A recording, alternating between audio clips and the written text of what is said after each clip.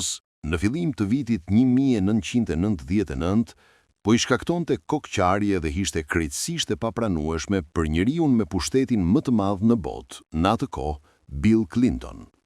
Presidenti i Shteteve të Bashkuara nisi të diskutojë me aleatët e NATO-s mundësinë e ndërhyrjes në Kosovë.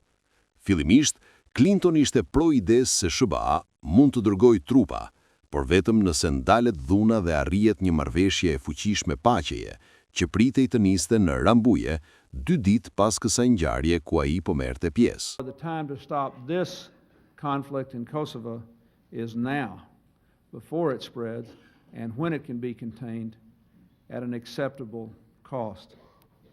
We have agreed with our allies on a strategy that we believe can bring peace, and to back that strategy with the threat of force by NATO.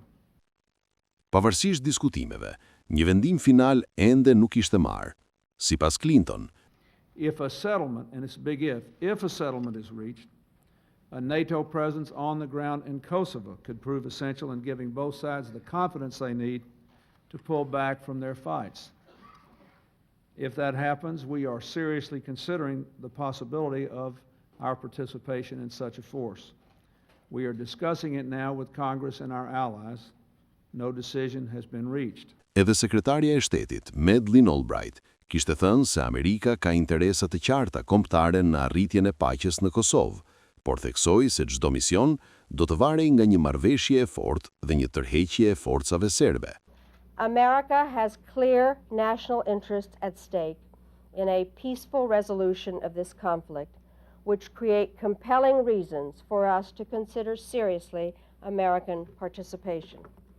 However, our willingness to participate will depend on achieving a strong and effective agreement to which the parties show that they are genuinely committed. The force must be able to operate in a permissive environment, including the withdrawal of a sufficient number of Serb security forces and an agreement restricting paramilitary weapons and operations. Albright kishte frikë se mos ndalja e luftës në Kosovë mund të shkaktonte telashe edhe në pjesë tjera të rajonit. Spreading conflict could reignite fighting in neighboring Albania and destabilize fragile Macedonia. It could affect our NATO allies, Greece and Turkey, and it could flood the region with refugees and create a haven for international terrorists, drug traffickers and criminals. Por në anën tjetër, autoritetet jugoslave, të prira nga Slobodan Miloševići, refuzuan idenë e trupave paqëruajtëse të huaja dhe deklaruan se Kosova do të mbetej nën kontrollin e Beogradit. Pavarësisht mos pajtimit, NATO bombardoi Serbinë për 78 ditë, ndërsa më 12 qershor hyri si triumfuese në Kosovë, duke e çliruar atë bashkë me UÇK-n.